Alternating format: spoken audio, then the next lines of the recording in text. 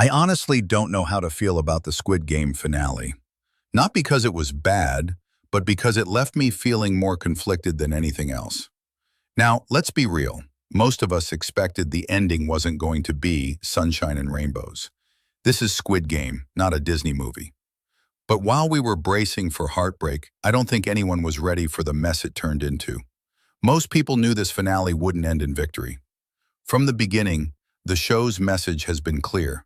Greed corrupts, power isolates, and justice rarely wins. These themes, the rich versus the poor, morality versus survival, they're core staples of Korean storytelling. Just look at Parasite, Old Boy, or Memories of Murder. So when Squid Game went down a dark road, no surprise there. But here's the thing, dark doesn't have to mean disorganized. Where it falls apart is how they told that story. We got plot threads that vanish with no closure, side characters with actual potential getting cut short, and scenes that feel like they exist just to shock you, not to say anything. Even the big themes, greed, guilt, justice, get buried under clunky pacing and, let's be honest, iffy writing. Let's talk about those VIPs too. Somehow they got worse this season. The dialogue feels ripped from a bad soap opera and glued onto a prestige series. And don't even get me started on that cameo at the end. You know the one.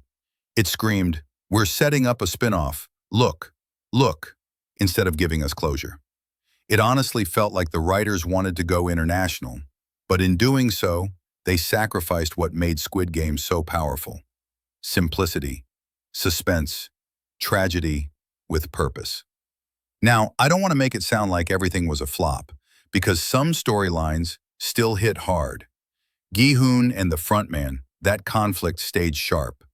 Player 246 and Guard 11, arguably the most consistently written arc this season. You could tell the writers cared about their development, their choices, and how those choices reflect the show's core themes. If the rest of the season had that same level of thought, we'd be having a very different conversation right now. The biggest issue with this finale is simple. It feels rushed. Like they had too much to wrap up and not enough space to do it. Characters don't get time to breathe. Plot points are dropped or fast-forwarded. And instead of earning its ending, the show just ends. It's not as disastrous as, say, Game of Thrones Season 8, but it is a reminder that even a great series can stumble at the finish line if it tries to do too much. I don't hate the Squid Game finale. I just wish it lived up to the standard it set for itself. At the end of the day, it's still a show worth watching. But when it comes to endings, sometimes less really is more. Let me know in the comments what you thought. Were you satisfied or did it leave you feeling kinda empty? And if you like this breakdown, don't forget to hit that like button, subscribe, and I'll catch you in the next one. Peace.